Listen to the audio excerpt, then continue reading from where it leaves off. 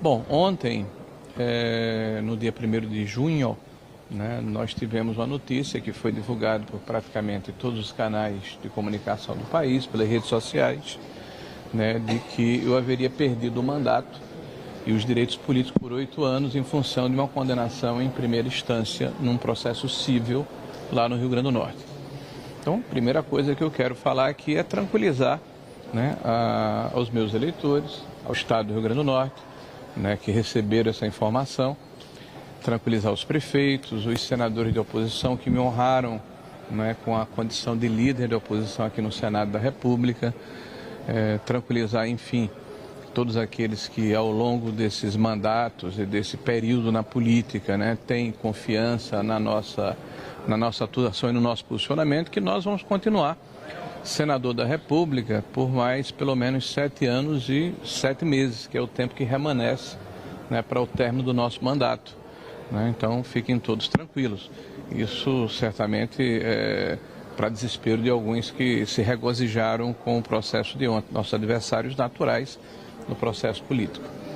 O que ocorreu foi que o juiz da primeira instância entendeu que o fato de, como presidente da Câmara Municipal de Natal, em 2004, 2005 e 2006, quer dizer, há quase 20 anos atrás, eu ter contratado uma médica para prestar serviços à população pobre da cidade do Natal, mesmo a médica tendo, nos autos do processo, afirmado que recebeu o seu salário, né, e que prestou os serviços, o que foi efetivamente confirmado pelo próprio juiz na instrução do processo. O juiz entende que esse ato me beneficiou em detrimento do erário público e me condena por improbidade administrativa. Primeiro, apesar de respeitarmos a decisão do senhor juiz, nós evidentemente vamos recorrer dela por não acreditarmos que isso signifique nenhum dolo para o erário público. A servidora recebe o seu salário e presta o seu serviço. Então, ela não é uma servidora fantasma e nem tampouco houve desvio de recurso público, como está nos próprios autos do processo. Segundo,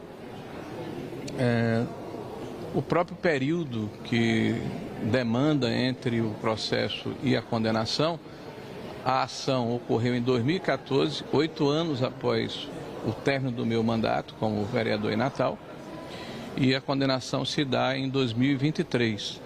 A lei de prescrições relacionadas à improbidade administrativa, a lei anterior, quando começou o processo, definia que eram 5 anos o prazo prescricional. Então, são 8 anos entre o término do mandato e o início do processo, né? E a lei atual, 8 anos, com a intercorrência de 4 anos. Então, nós acreditamos que mesmo que o dolo fosse caracterizado, que nós não concordamos, no máximo que poderia acontecer era uma pena pecuniária, financeira, do ponto de vista indenizatório. Então nós vamos ingressar com embargo de declaração na primeira instância, né, porque achamos que o juiz de alguma forma foi induzido a um erro, né, e nós vamos mostrar ao juiz que, na verdade, nós não praticamos nenhuma conduta dolosa nesse processo.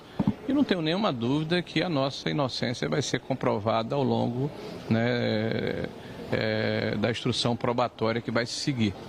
No mais, dizer que nós continuamos aqui, né, defendendo o que sempre defendemos ao longo da nossa vida pública, de cabeça erguida, né, com a consciência de que não infringimos a lei, né, que não praticamos nenhum ato de corrupção, nenhum ato doloso, nenhum ato de desvio de recurso público, né, o que está caracterizado, inclusive, no próprio processo em tela, né, e vamos estar aqui defendendo, né, os valores que caracterizam a nossa atuação, defendendo a liberdade de expressão, a restauração da normalidade democrática, o direito de propriedade, do livre-arbítrio, né, a defesa desse legado virtuoso do ponto de vista da economia que foi implantado no Brasil nos últimos 6 anos.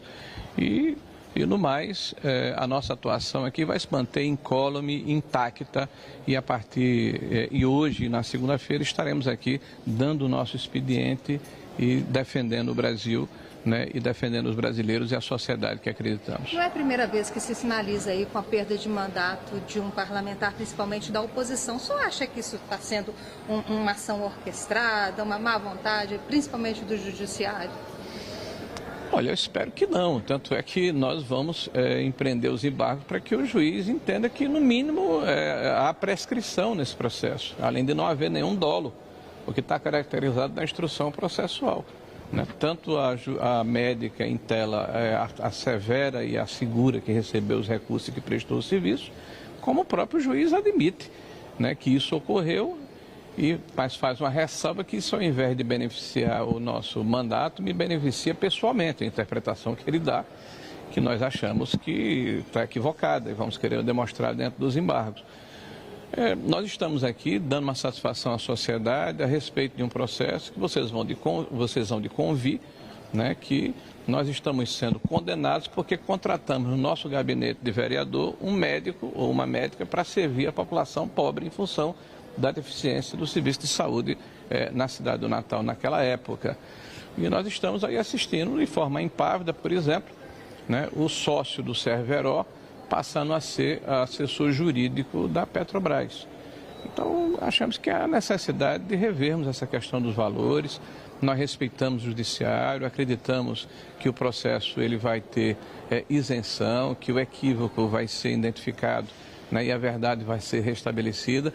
Mas o mais importante é dizer que nós estamos aqui de cabeça erguida, com a consciência tranquila e vamos, sem nos abatermos, nem nos desanimarmos, continuarmos na mesma posição em que estávamos anteriormente, defendendo o que acreditamos que é melhor para a sociedade brasileira.